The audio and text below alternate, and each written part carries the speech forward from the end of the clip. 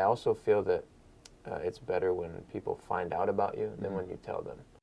I don't need nothing else. Every time I'm with you, yo, it's something else. It's a fact, and it's nothing else. Got your hand out, you don't even need help. Oh, I don't need nothing else. Every time I'm with you, yo, it's something else. It's a fact, and it's nothing else. Got your hand out, you don't even need help. Oh, that's right. I don't need nothing else. That's right. Kingstream Entertainment. All right, I'm sitting here with someone that I consider a friend now. Artist, cinematographer, philanthropist, comedian, breeder of fine horses. A little far. A little far. Fashionista. I don't know about that. Goodwill Fashion? Incredible basketball player.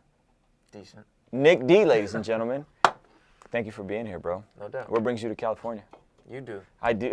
I did fly you out. Not exclusively for this, but for some other stuff that will remain top secret. So you are from a small town in Virginia. Mm-hmm. Mm-hmm. Give us just a brief backstory of who you are. I kind of know some of it at this point. We've been hanging out, but backstory, who you are, where you're from, and then we'll kind of get into what you're doing now. Okay. Small town in Virginia, Culpeper. Population 7,500, is that right? Yeah, 17,000. 17. I think in the town of Culpeper, yeah. We looked it up. It could be like a little bigger now. I think that was 2018 or 19 when it was the year that it was done. It's booming. It's booming. It's booming. And I choose to stay there because, I love it there. Yeah. I love the calm and walking down the street and knowing the people that you run into. It's comforting. And also, I think there's value in being a big fish in a small pond. Yeah. Instead of being a small fish in a big pond. Yes. So I find that the things that I'm doing or pursuing, there's not a lot of people that are doing that. Like in the sense of maybe videography. Yeah. There's a few more in the town, but not really on the level of like being proficient at it like you are, and making it like their only income or the go-to, Right. And if I was, say, in San Diego, that would be much more difficult. Or in Los Angeles, or just a bigger city, like a New York City or Los Angeles. Yeah. But yeah, I spent most of my life in that small town. What is it like coming from a small town and coming out? We've hung out in Nashville, we've been in San Diego. I know you're pretty well traveled. When you're in bigger cities, is it like whoa, this is crazy, it's moving too fast, I want it more chill, I prefer the chill? Or is it like you become kind of a chameleon and you don't mind where you're at? When I pop in to a new place, like a city place, I can really enjoy it for that period of time that I'm there. But like living there is different, right? So I can pop in, like you said, kind of be a chameleon, and I actually do enjoy it. But when I get home, there's a sense of that like calmness that just comes over me, like like I can shut off because you have to be so on when you're in a city. Yep. And you can just kind of shut that off when you go back to a place. I like that you're self-aware enough to understand the big fish in the small pond. I hear a lot of people who come from small cities and they're just like, oh, there's not a scene here.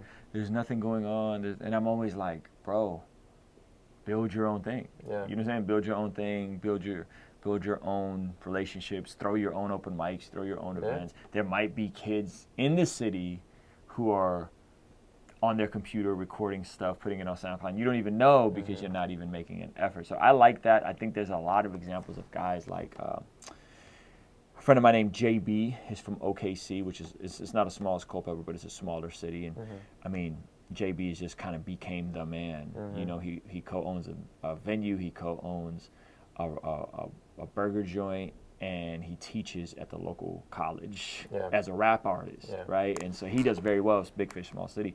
What advice would you personally have to people that are coming from smaller cities who think I gotta move to New York, I gotta move to LA, I gotta move to Nashville? Yeah. I think that a lot of the people that say they don't have opportunity in where they're from are the same people that aren't leaving their bedroom or their couch. Or they're not, Because when you make yourself available, opportunities present themselves. Right.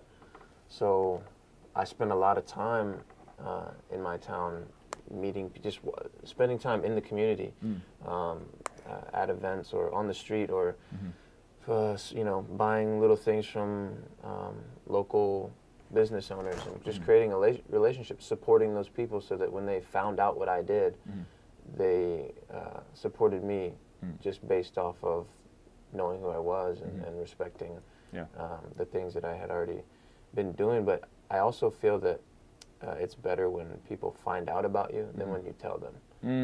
So if you tell, like if I walked in to a shop and I said, hey, I'm Nic, I'm a videographer in the area, let me know if you need anything. They're never going to hit you up. But if you go in and provide them with something, and then you do that again, and then they ask you what you do, that's totally different ballgame, because then they already have love to show for you.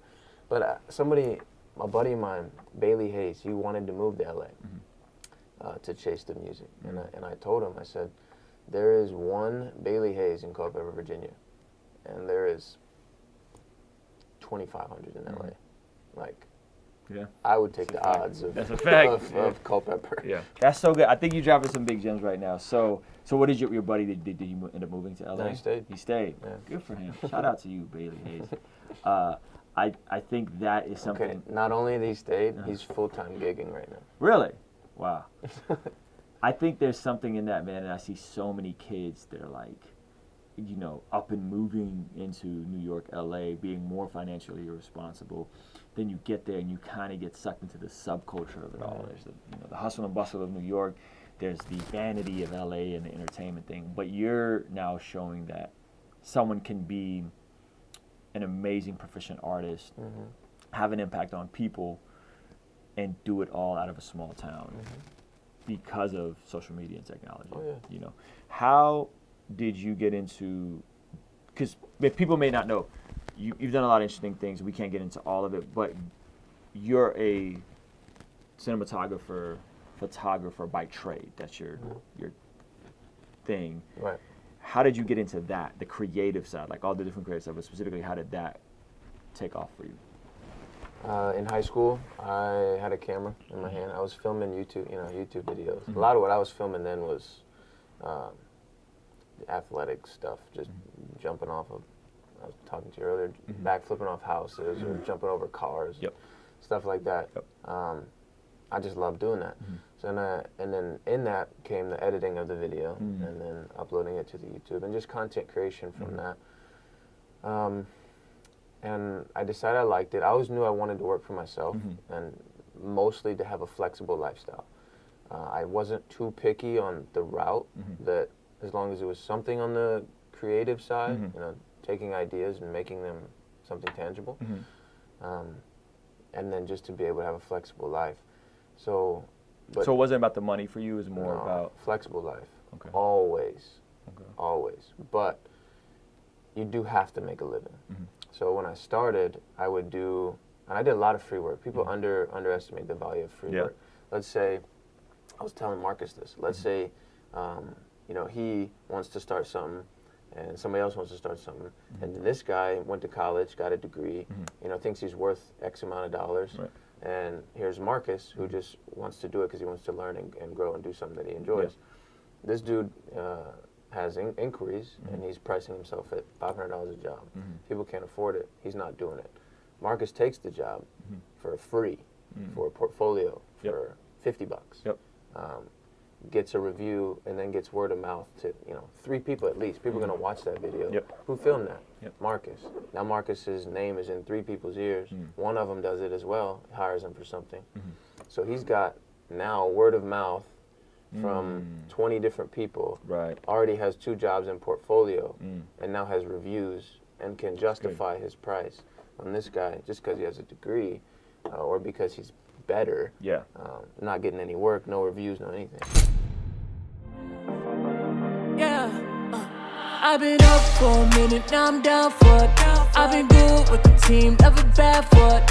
I'ma work for the winner, never slack for it. And I live for the king, I got a crown for it. I know the way, ayy, know the way. He really is the way, he the way, ayy. can follow me, ay. I know the way, ay. Never been afraid, cause we know the way, ay. Ain't no shame in the way.